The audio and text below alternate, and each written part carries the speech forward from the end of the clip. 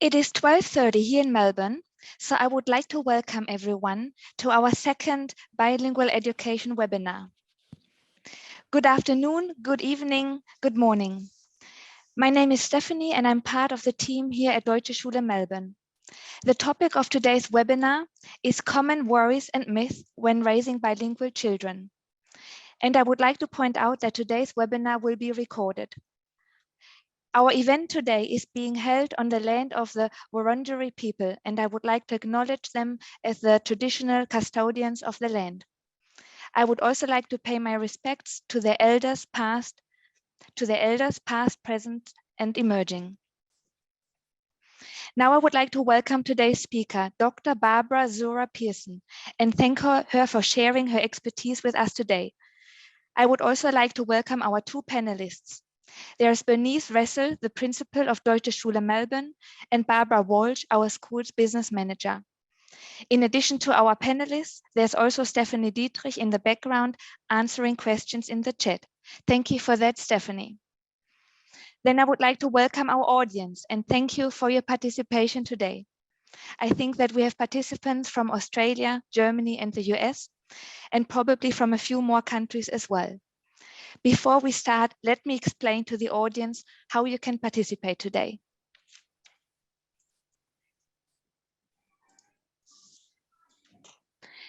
You can make comments and ask any troubleshooting questions in the chat. My colleagues Barbara and Stephanie will be answering them. You can also ask your questions about raising bilingual children in the Q&A section. Other participants can upvote those questions which they consider to be most relevant.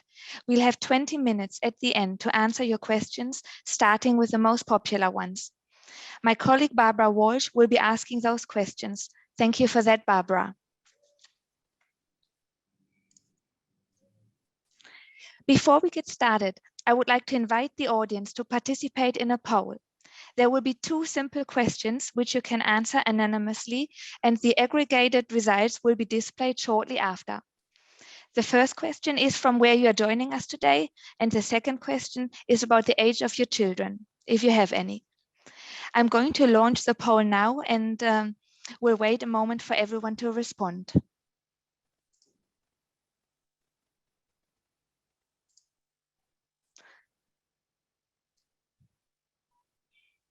The poll is running. Let me wait for some answers to come in.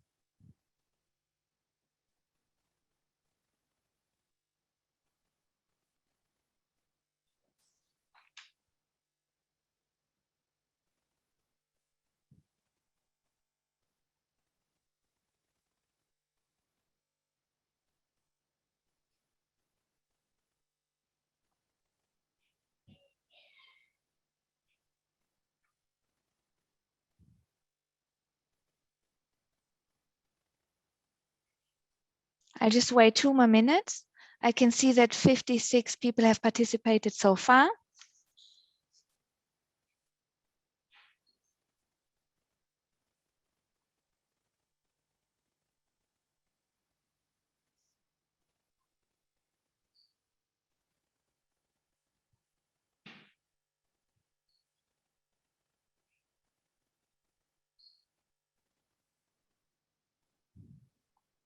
Numbers are still going up. Give me 1 more minute, please.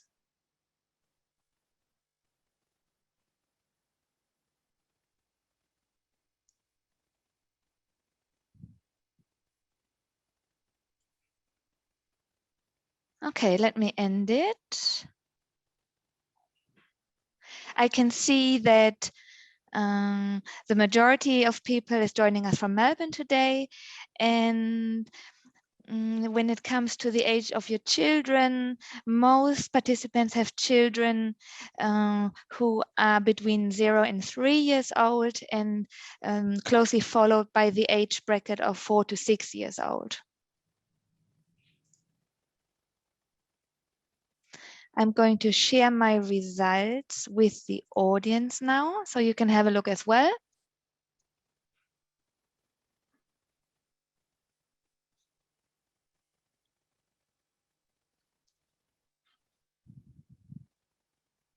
Okay, thank you so much for your participation.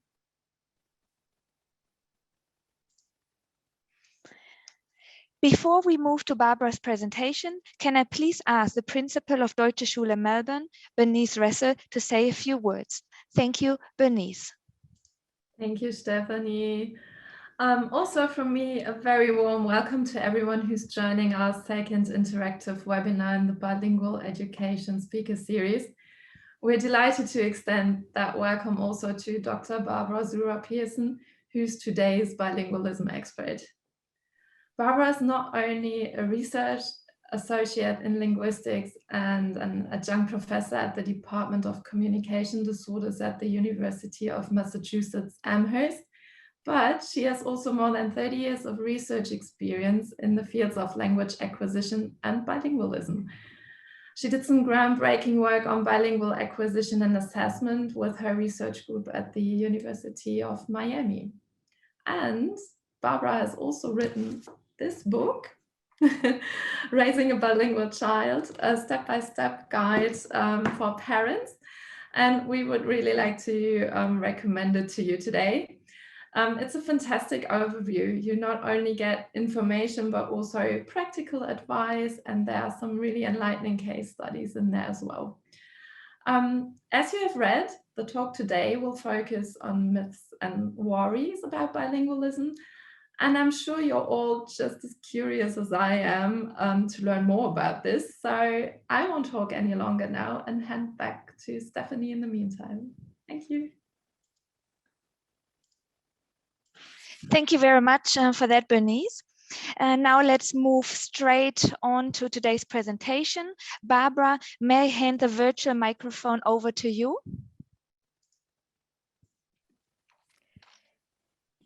And share my screen? Yes, please. Here it comes.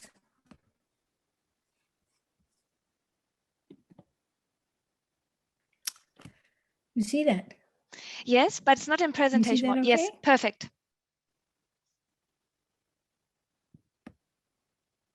Okay, well, so let me start and thank Deutsche Schule Melbourne for inviting me to come and talk about two of my favorite topics, bilingual children and immersion schooling. And our topic for today is common worries and myths, which mostly I've heard from people at the Deutsche Schule, so, but also from my experience. So I thought I'd start with my own bilingual bio. I was not a childhood bilingual. I didn't become bilingual until university study in France. And then after college, I studied discovered linguistics, Chomsky, Lakoff, all the exciting names that were big frontier at the time. And then I spent the next 4 years, first in Miami and then in Amherst, studying babies, school-age children, college kids, and now I'm doing a project with adults on different kinds of bilingual learning. But the question people always ask me, did I raise my children bilingually? And the answer is no, because I didn't have a book like the one I eventually wrote, okay? So I was very excited when we moved to Miami during graduate school, where I thought the kids would become bilingual just automatically. I didn't realize that I would actually have to do something. And it did not happen automatically. Our two children eventually became bilingual as teens and young adults.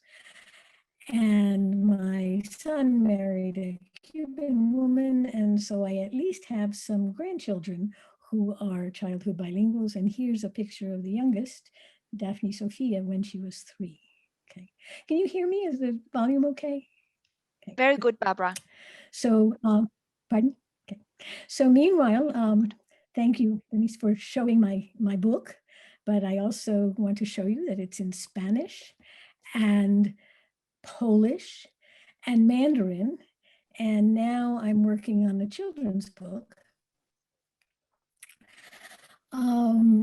And I figure that there are 1.3 billion people who could be reading my book.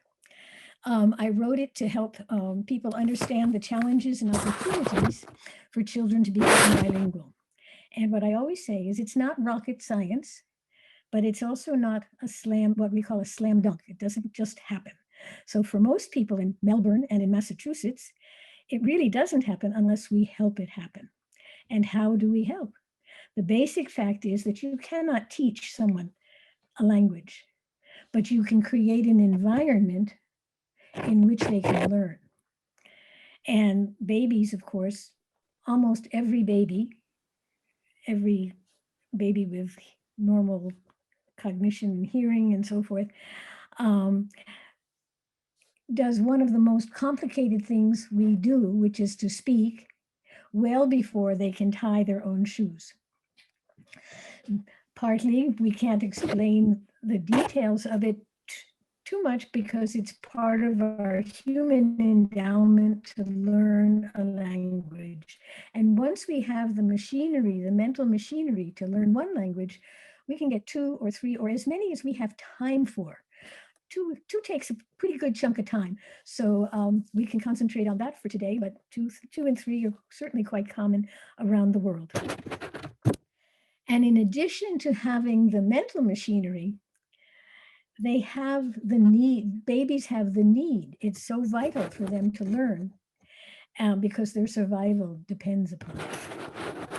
The second language, though, is not always such a life-threatening necessity. So yes, in parts of Asia and Africa, for example, there are lots of relatively equal status languages that are in contact. So in many places, it's hard to find someone who is monolingual, right? But this is not the case in either Melbourne or Massachusetts. And one of the reasons is that we have the situation with why it's not more prevalent is we have these killer languages like English and Chinese and Spanish and Arabic that are suffocating the smaller languages and using up all the airwaves. So for another language to be learned as a second language, it has to be perceived as being culturally or economically useful. And in our case, if we're trying to teach German in Australia, we have to do a little PR for the language and emphasize its benefits and so forth. Anyway, let me show you the languages just to show you here. This is the native speakers. Oh, I guess I have it. No, there it is. The native speakers of these 4 big languages are in dark, and the light blue is second or third or fourth language speakers of that language. And as you can see, there are more non-native speakers of English and almost more in Hindi than there are native speakers. And we can add Germany, that's not quite to scale. I think I looked up 132 million, of which about 1/10 are second language speakers around the world. So German is not going away anytime soon, even though it's a much smaller language than the big 10, but it's got a protected space, it's got people, it's got a culture, it's got a history. But in order for it to be learned as a second language, it really has to be nurtured, and it takes a little bit of caring. And luckily, you people have a school, enough people to support just that. So, but to a certain extent, it has a problem both ways. Of people thinking that it's too hard for a child to learn it, and so they shouldn't burden the child with it. Or like I was, oh, it's going to be so easy that they don't have to do anything to make sure it happens. But they do. So let's go ahead and start with our topic, which is the common worries about raising a bilingual child. And as you'll see, I think they're mostly the same ones, that same concerns that parents of bilinguals and non-bilinguals have together. So am I doing the best thing for my child? Every parent wants to do the best for their child. They don't want to ask the child to do something that child can't do. They want to make sure it's something that the child can do and won't be too stressful. And then if they're thinking about making a bilingual upbringing, will I do it right? What risks do I need to worry about? And this one I heard from several letters from the Stephanies. Will it put my children behind their peers in academic development? And we hear that in the US too, all the time. And what if after a while the child doesn't like it or even resents it and wants to quit? What do I do for them? We'll come back to those. Let's consider first, what does the person need in order to become bilingual? And this is my little mantra: motive and opportunity. It's like from the old detective novels. Let's see, who was the one who committed this crime? Well, who had the motive and the opportunity? And so those are the two things that everybody needs. So in terms of motive, they need to want to learn the language. Even better if they need to learn the language. And they have to have a positive orientation to the second language to be learned, or in many cases in the first language in the United States, the first language becomes devalued and it gets a stigma and people don't want to learn it. But if you have a positive orientation, it's very important and very useful in learning the language. And then you need the opportunity. You need to have language models. So all those children that everybody learns, they don't learn without a model. Okay.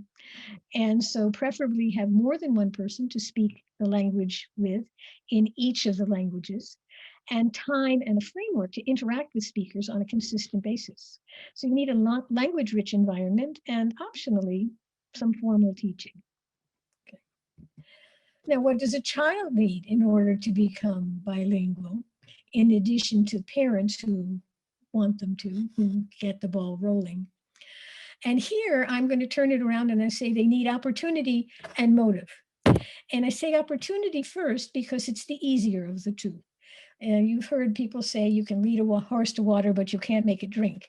So, they can't drink unless you lead them to the water. So they must have language models, preferably more than one, okay? Not just one parent that they see on weekends or something like that. And they need time and a framework to interact on a consistent basis with speakers who have interesting things to say.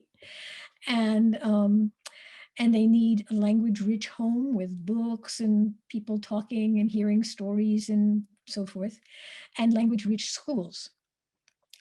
But the biggest and the most important job you have as a parent and as a teacher is to make sure that from the child's point of view, that they must need to want to learn it. And so that's your job, is to make the child think that it's such a great thing that he or she wants to do it. And they're so terrific because they can do it. Okay. So as I said, opportunity is important. Can't do it without it. But the one that makes the biggest difference is the child's attitude toward it. Okay. And it's not easy. It's not always easy, okay? I'm not saying it is. So let's go back and say, remember that we can't teach a language, but we make the right environment in which children can learn it. And one of the best ways to learn a language is to use it, okay? And to not just look at it all the time, but to focus beyond the language to things that you want to learn. And then in the process of learning those other things, hey, you learn the language. And you use language for communicating. It has a real world focus, so it seems real and important to the learner. But you also want to take a little time to study the language, focus on the language itself, and develop using language as a tool of thought that helps hold more things in your mind and recall things and represent things and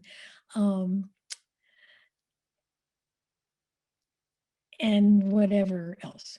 But sometimes it can be a little bit artificial when you're doing things in a classroom that you focus on specific elements of the language you probably wouldn't notice if you were just if you were actually just using the language and living out somewhere where you did it. So, but the beauty of immersion is that you don't spend your time looking at the language and studying it and doing drills and worksheets, but you learn in the language, and actually learning the language becomes almost a byproduct. But the beauty of an immersion school is that it does both, okay? You learn in the language and you spend some time learning the language. So learning is stronger with mostly informal, but also some formal methods. And you're going to use the language, so the aim is to use the language, get the child using the language, having interaction. You can't just overhear it. I mean, you can, but it's not as efficient as when the child has to listen hard enough that they have to formulate their answer in return. But you aim to bypass translation, just go directly to the language and, not think, oh, well, how do I say this or how do I say that? Just, oh, I need that. Please give that to me. But it also can be somewhat inefficient, and you're not always sure that, for example, if you were looking for some rare vocabulary and it only came up, you wanted to learn the kind of words that only come up maybe once every 4 or 5 months. Well, you have to hear a word more than once before you learn it. And so it's in a more formal method, you can collect all these things together. And same thing, if you want them to learn the passive voice or whatever, then you don't have to wait till they recognize them and hear them and so forth. So, and it's going to be really crucial to be able to look at the language and recognize it in order to learn to read. So, for example, you have to know that those scribbles on the paper, well, those are just a nice design, but these over here, these relate to the words that you use and that you're going to find on the page, and the words on the page bring back the words in your head so you can use them. Anyway, so we call that metalinguistic awareness, and it's something that most of us don't get it until we learn another language. Okay. And so, okay, let's go back to our topics, our answers, and is bilingual the best thing for my child? Well, I'm going to say yes, but in the abstract, it is. And empirically, people who are bilinguals typically consider it a gift. This is not to say that in every situation it's the optimal solution, but usually when you can do it, if you have the opportunity to do it, it's usually well worth the effort. And what about, can my child do it? And there too, it's the first language that's the hardest and the one we can't it should be impossible for children to learn a language, but they do it. And as I said, they do it before they can play pin the tail on the donkey. But so the first language is the hardest. The second and the third are almost for free. Not quite, but almost, because they build on the first language. The first language helps them. And as I mentioned, sort of going into the second language sort of helps you with your first language too, in understanding it. But is it stressful? I mean, as I said, it's part of the human endowment. I think what becomes stressful, and it's not just in language learning, but it's in anything, is when you're being expected to do something that you're not ready to do. That's stressful. But the key is support. So, and that's what a school program does so beautifully, is you don't ask the child to do more at one time than what he or she can do. And so you start where the child is. And I'm not telling the school people anything here. You start where the child is, or the parents either for that matter, and take very small steps from where, and that add up over time. Okay. So what about, can I do it? What if I do it wrong? And my colleague Francois Grosjean did a long blog for Psychology Today, but he's written books about how bilingual identity and how fluid it is and how it changes over time. And this gives you the opportunity also that things are not fixed in stone. If you're doing something and it's not quite working, well, you readjust, okay? And also you may worry, oh, well, not everybody's going to become a UN simultaneous interpreter, right? But even in the beginning stages of learning, you have advantages in thinking, in creativity. If you ever go into the study of how to develop creativity in people, they go through this brainstorming stage where you come up with more than one answer. Usually, if we're trying to solve a problem, we get an answer, we stop. But bilinguals know that there's always an answer here and there's an answer in the other language. And so they're used to generating more than one answer. And that's a very, very useful skill throughout one's life. And then the things I like about I like the cultural openness and cultural understanding. I didn't put it in this talk, but if somebody wants to ask me about it, I have a great study about it. So even if you don't get to the, even if you don't get to what people think of as a bilingual, but that's, I mean, we have so many ranges of what's bilingual, but the school has assured me that they keep track of what the experience has been. They didn't just open yesterday. And so they have alumni and they know what, they know what is expected and when somebody's going faster or slower and when they need more help and so forth. And also don't remember that different personalities, children have, oh my goodness, I'm only halfway through.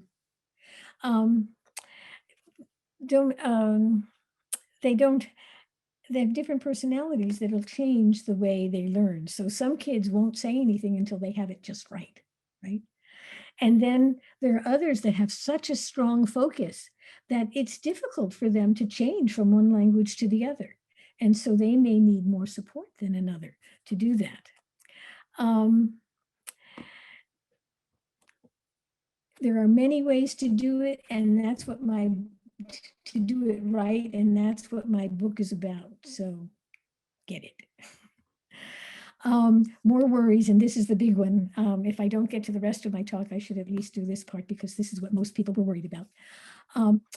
Will my child be behind? Am I giving my child a disadvantage by asking him or her to learn two languages? Of course, if you have a child who is behind and they happen to be in a bilingual school, that's a convenient thing to say. Oh, yes. It's not as if children in non-bilingual schools are never behind, or there's a joke in everybody's above average, right? Well, that's not the way averages work. There's got to be somebody who's slower than others. But it's very difficult.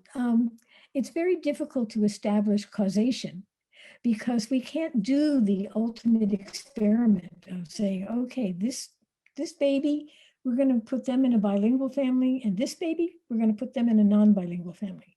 And then we'll come back in 15 years and see what see how they've developed, right? We'll measure them on some yardsticks. But we do have we have a number of natural experiments, and that's what my group did in Miami, where I lived about a mile from the first immersion school in the US. And this book, the Purple Book, is the one that my study group put together of a study of 1,000 children in Miami, where we studied bilinguals, and we studied bilinguals in two-way schools, bilinguals in one-way schools, and monolinguals, gave them standardized tests, non-standardized tests, and kept track from kindergartens. It wasn't longitudinal. We did it at kindergarten, second, and fifth grade, which was the end of the bilingual program there, and to see how did they compare? Where were they faster? Where were they slower? What were the issues? So I'm going to go back. And then local linguist, so that's called the language and language and literacy in bilingual children. And I'll give you the punchline in a minute. But there was a local linguist in Melbourne who gave us an Australian study in New South Wales. We looked at children in different schools and we worked very hard to equate the schools. The study that just came out last year from New South Wales, they had bilingual programs within a school. So they didn't have to equate the schools, they were already equated. And they had the Australian, they had the bilingual track and the non-bilingual track that went for several years. And at the end, they did standardized testing, and they also did math and science, which we did not do. But anyway, both our study and the Australian study found that the bilinguals toward the end of the program were in fact not hugely, but certainly not behind, but they were ahead significantly in favor of the bilinguals. Okay, and except for vocabulary, and you can ask me about vocabulary in questions too. But we also have one last study where in Portland, they actually did random assignment, which is for an experimental study, it's the summum, where they had a lottery. And it's very common in the US to have a lottery to get into the bilingual programs. So it was in fact random. They just pulled the names out of the hat. You're in the bilingual program, you're not in the bilingual program. And they followed the ones that weren't in the bilingual program and compared them to the ones in the bilingual program. And they too found this advantage for having been in the bilingual program, and certainly not a disadvantage. The math and science were pretty much the same. Well, I have gone beyond my time. Let me see what else I was going to do. We got to do this one too. What if my child wants to quit and says, why do I have to do this? You don't talk French to everybody else. Why do you have to talk French to me? Well, it's sort of just like acting out behaviors from teenagers, okay? It's not unusual. You shouldn't panic, but you can't ignore it, okay? So you can try to just talk through it and understand why the child feels that he is not getting what he wants from it right now, but do not get into an argument, okay? You will lose that argument. So don't get into an argument. Take it very seriously. Step back. Reassess, go back to your motive and opportunity. What is the child not getting from the experience of learning and living in that other language or in two languages? What is it that you can come along behind and sort of shore up without making a big deal about it, okay? But making sure that if he was teased about something, that's resolved. Or if his best friend went away and isn't in the school and now he doesn't have a friend in the school or something like that, find out what it is and don't be obvious about fixing it, but kind of work it in. And we'll do without the myths unless they come up. Okay, so I'm going to leave it there. Let me see, I'm not almost going to leave it there. The bottom line is that two languages are better than one, okay? And you get to do all these wonderful singing and plays and word problems and poetry, everything in two languages and cultures, not just one. And I had in my little book thing, I have this little game that they made for my two little heroes. They made this game with two. You can see with one eye, but you see better and farther with 2 or 4. And you can hop on 1 foot, but you can run faster with 2 feet. And a three-legged race is even more fun. So with one world, with lots of languages, we learn all the languages and we can all play together. Thank you. I hope you have questions. And here are the references for the things that I talked about. I just sort of barely mentioned them. I do a better job in the book of explaining the studies than I did right here. Okay. Anyway, should I stop my sharing? Yes, please, Barbara. Okay. Okay. Okay, thank you for that, Barbara. That was fascinating to hear. Dear audience, now is your chance to ask Barbara your questions in the Q&A section if you haven't already done so. My colleague Barbara Walsh will be asking those questions, starting with the ones which you, our audience, consider to be the most relevant ones. Barbara Walsh, thank you for starting today's Q&A session. You're welcome. Thank you, Stephanie. So I will take you through the Q&A session today. We have a number of questions. I'm not sure if we have time to answer them all. We have about 20 minutes, but so I will start with the ones that have been most upvoted to at least cover the most urgent questions today. And at the end of the webinar, there will be a survey that you can fill out. You can leave your email address there and request a recording of the session today if you want to listen to certain things again, or also ask the Deutsche Schule Melbourne with any of your questions in regards to our experiences with bilingualism. So let's get started, not to waste much more time on small talk. Barbara, the first question I've got here that's really, really urgent for people to understand is where you have a household with two different parents speaking different languages, and the child has a tendency to maybe more answer in one language than the other. What methods can the parent use whose language is not used that often? Have you got tips or tools and tricks up your sleeve to support the minority or the weaker language in that household?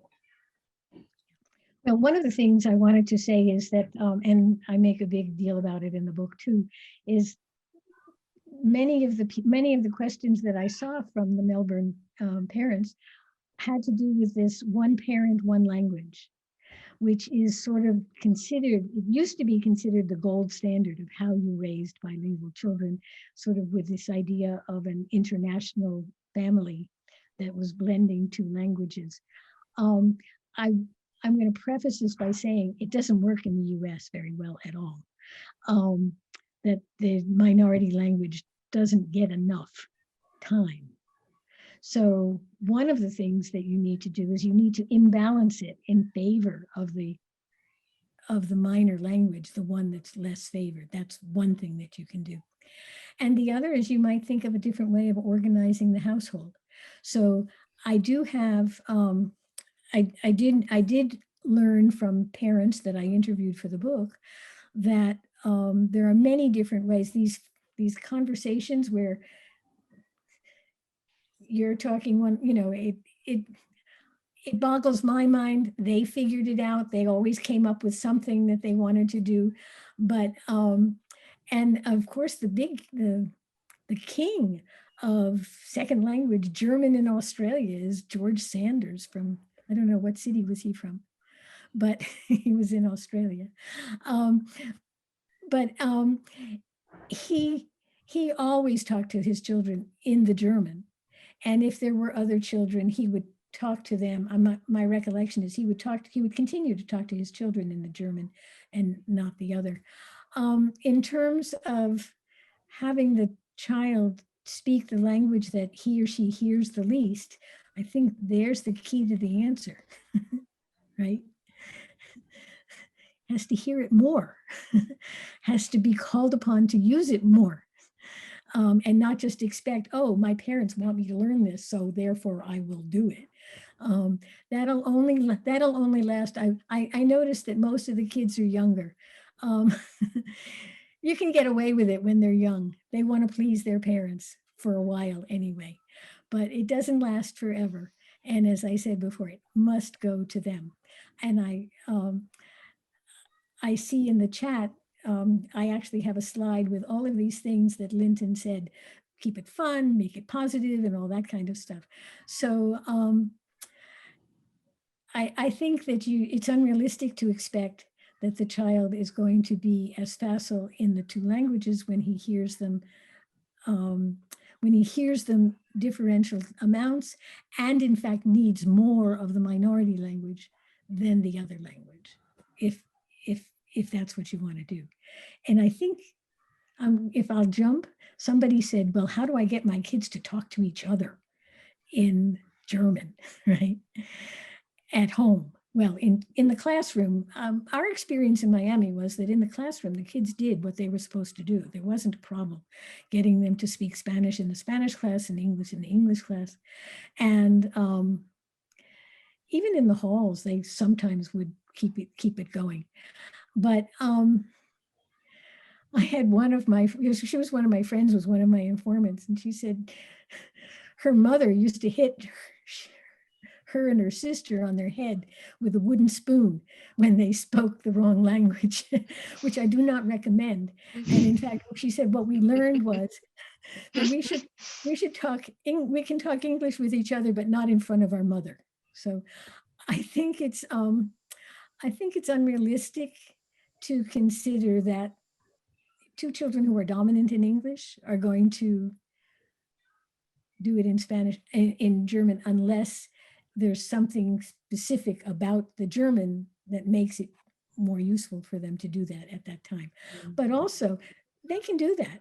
That doesn't doom their bilingual experience and their bilingual project.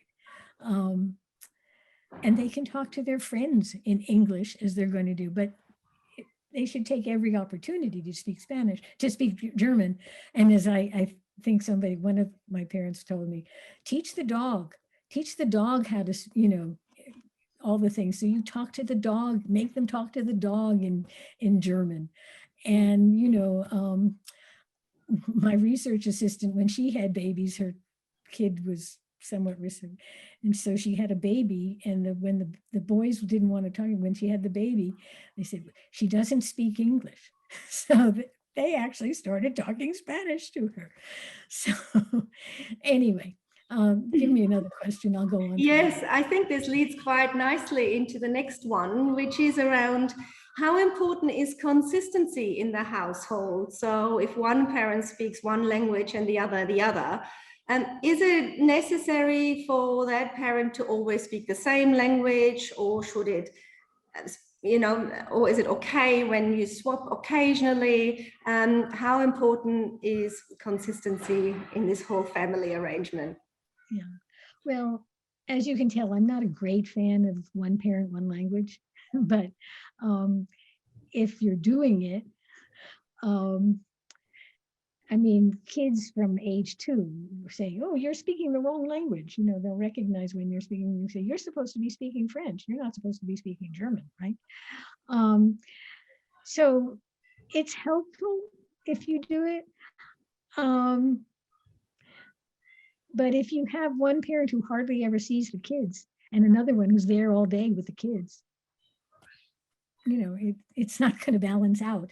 But it is consistent. I mean, it's the same. I don't know. I had a very close girlfriend who always used commercial peanut butter instead of organic, right? She said, oh, but they eat so much of it. And it's like when you're doing something a lot, that's when you have to do it consistently and right. Okay. If it's just occasional, it doesn't matter, right? They could have a treat here, they could have a treat there. But it's sort of the same with their music lessons. They have to keep it going. They could miss a day, it doesn't kill them. But I would say that they should all decide how they're going to do it. So sometimes it depends on what language the parents speak. Usually the parents speak the community language, but not always. It really works well if one of the key issues is, do both parents understand the other language? Okay. So if both parents don't understand the other language, you can't do this kind of triangle that we're talking about. You have to do some other way to get enough of the language to the child. But if they both understand both of the languages, just speak your language to the kid, have the kid speak back to you. The other one too. What you don't want to do is exclude one while you're talking. And so it's the same thing when you have kids visiting. People say, well, what should I do when there's kids visiting? Well, see what the kid wants to do. That's one thing. But my friends who, for whom it was very important, They said, look, I'm talking, their friends will think it's special, right? So she would tell her kid what to do, and then she would talk, they would all talk with the others to not exclude them. But it's, you say, oh, I don't want to teach my child to be impolite. Well, I think that's the lesser evil, personally. But I might not be the most polite person. I don't know. There's also a question around a family has one family language other than English, and English is the environmental language. But the child is at kindergarten and starting to pick up more and more English words that are fed into the home language. What's the right approach? Should parents then correct the child and say, just use the language we're speaking at home in order to preserve that? Or is it better to let it go and not take a very strong stance on that? Yeah, no, there too, in my book, I have Liz Lanza's sort of a different ways of doing it. You don't want to fight with them about it, but you don't want to let it go. So you can decide whether you're going to just pick up in the other language after they do that, or you're going to say it in the language you want them to be hearing and saying it in. Or you can sometimes you can just pretend you didn't hear it or you didn't understand it, and you say, did you say, and then in the right language, did you say? And it's like they know you speak the other language, but they play along, because that's what you addressed them in, so they think that's the right thing. Anyway, I don't think you should let it go, but you shouldn't confront them.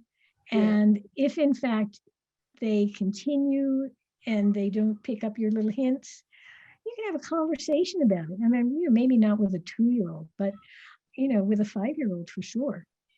You can say, look, this is our special thing. It makes, I don't get to see my family and my cousins all I want to do, but I get to have you, and we can all speak our German together. And so it's I'm so thrilled that you're learning these languages and these words, and it's going to be so useful for you in your school. But here at home, it makes me so happy to hear you do it the other way, right? Yeah. So thank you. And never, don't reprimand them for it. Okay, I've got another interesting question for you, Barbara. And it's one where you have two parents speaking different languages. They don't speak each other's language, so they introduce a third language as a family language, and trying to keep their own language with their child. There's a question around bringing this child up trilingually. Do the same principles apply as for bilinguality, or when is the best time then to introduce a third language? Okay. You got to do the math, right? So I actually am responsible for one of these urban myths. I didn't say it was an empirical finding, but I said that in our lab, children who didn't hear at least 20% of the language were unwilling to initiate anything in that language. Okay, so you have to get enough of the language so that the child is comfortable doing it, isn't struggling all the time for words and so forth. So you've got to get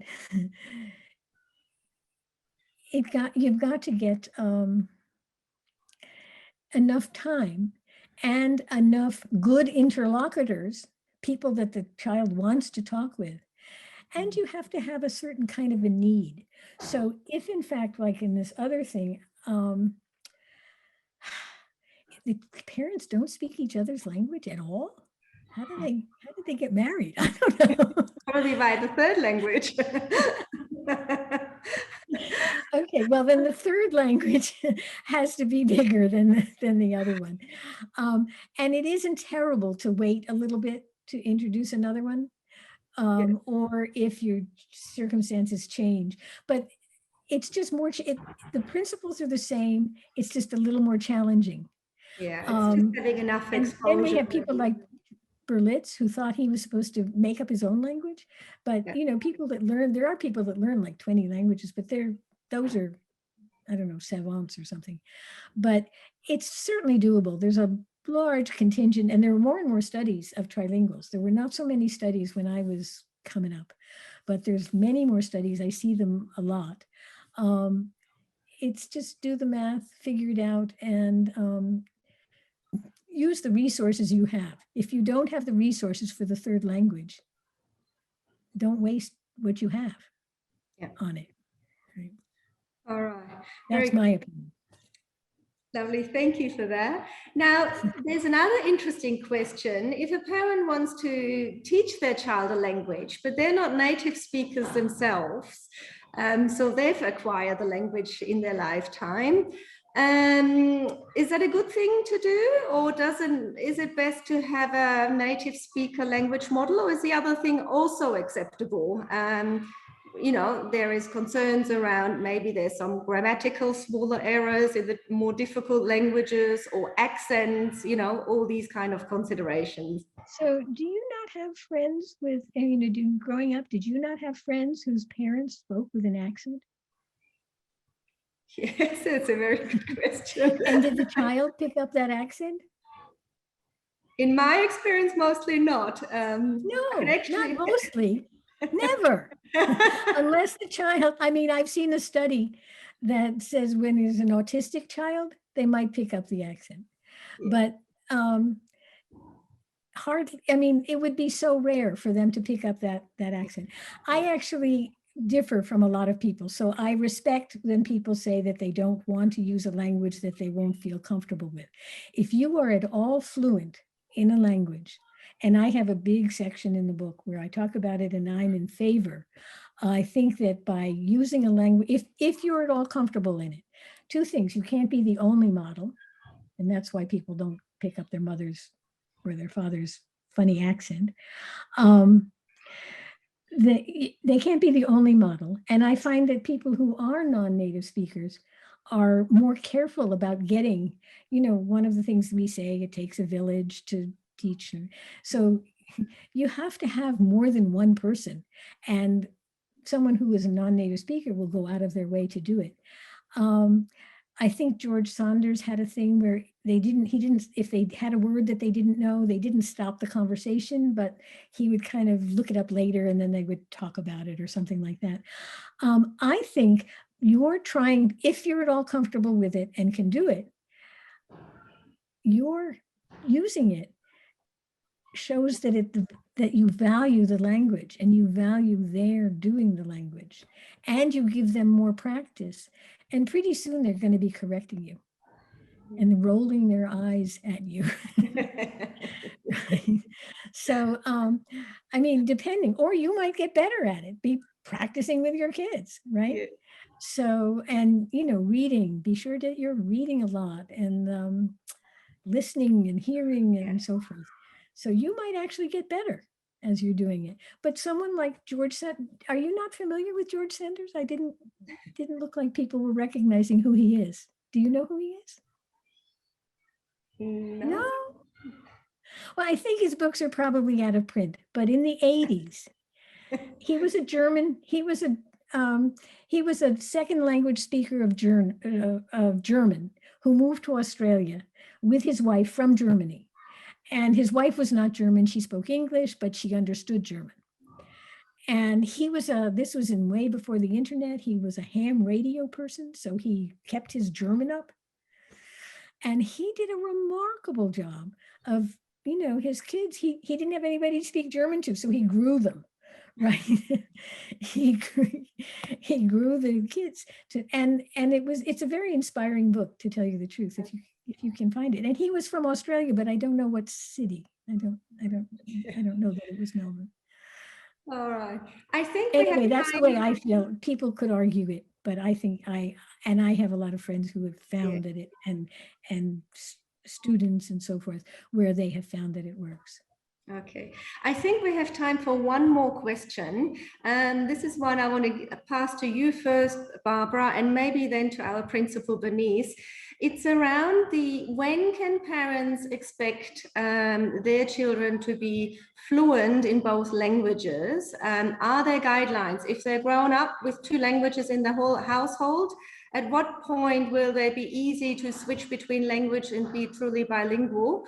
Maybe that's one question for you. And following up, Bernice, maybe you can give a perspective of children that come to the school that don't have one of the languages. When will they be, in that environment, fully bilingual? Maybe let's start with you, Barbara.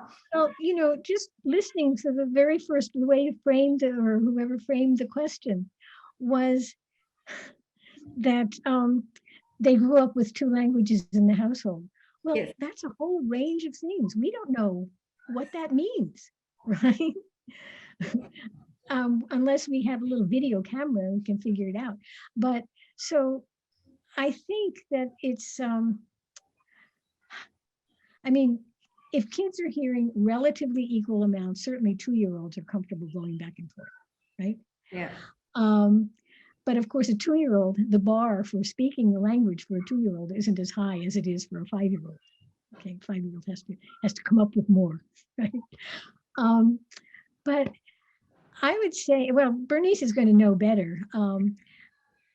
And I did this project with the New York Bilingual School, and they have little videos online with the kids talking back and forth to each other. I would say that a child can get fluent in a year, but it's much harder to do academic work in that language. And so they can play back and forth, they can talk about food and things, but they don't necessarily discuss Nietzsche, right? In the language. So what do you think, Bernice? It's really hard to say. I reckon you mentioned earlier that it really also depends on the child and how they feel, how comfortable they feel using the language. And my experience is they have such different personalities. We've got children in our foundation year, for example, who don't have any prior German knowledge, but they are just their personality is so outgoing. They would talk Germish or Denglish, call it whatever you will, using English sentence structure, but German vocabulary, because they feel okay with it. But then you've got the children who'd rather know they get it right and rather wait a little longer, and then they usually don't stop talking to you anymore in that language. So even we were always thinking, like, now they had their foundation year of German immersion, and then they go into the long summer holidays. How will they talk when they come back? Will they remember all their German? But my experience is I usually do the yard duty in the mornings. They come back from holidays and they would tell me all their holiday stories in German, and I would be totally surprised and happy how they managed to still keep their German even in their monolingual. Well, and of course, it would be great if you had a summer camp. Or I had a dream of having a sports camp and bringing people from Latin America to, do sports with the kids in the summertime and speak Spanish to them. But because kids do lose over the summertime typically, but they don't lose the language so much if they're inclined. And obviously they want to please you, and they know you want to hear the in German, and they know you'll appreciate it, and they know you're not going to say, oh, you said that word wrong, right? Yeah. So yeah, no, I think it's wonderful. Yeah, but I reckon bottom line is, I think you're right. It takes about a year, and it also really depends on what the family is doing as well. But we had certainly monolingual English-speaking children start with us, where you couldn't tell by year 3, 4 if they were native German speakers or not, because their German was just so good. And yeah, and actually no accent as well. So yeah. It's I was noticing that you also, well, I guess the program is over. We're getting to the end nearly. A whole new line or something. We'll have to do that another time. All right. Well, I think this concludes our Q&A session. These programs are always too short. You can hear our school bell. I'd like to thank you, Barbara, for all your answers and Denise as well. It's going to be midnight here pretty soon, so this program better be over soon. Now, I will give back to Stephanie, who will conclude and provide some more information. Please hang on for another 2 minutes or so. And I'm giving back to Stephanie. Thank you. Thank you, Barbara and Barbara. Before we wrap it up today, I would like to invite today's audience to attend our open day on Wednesday, the 26th of May, to see bilingual education at Deutsche Schule Melbourne in action. All members of your family are welcome. Morning tea will be provided, and we would like to ask you to please register online on our website to confirm your attendance.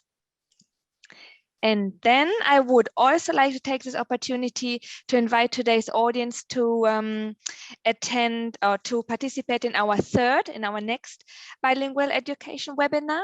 Our guest will be John Hajek, Professor John Hajek, a linguist from the University of Melbourne.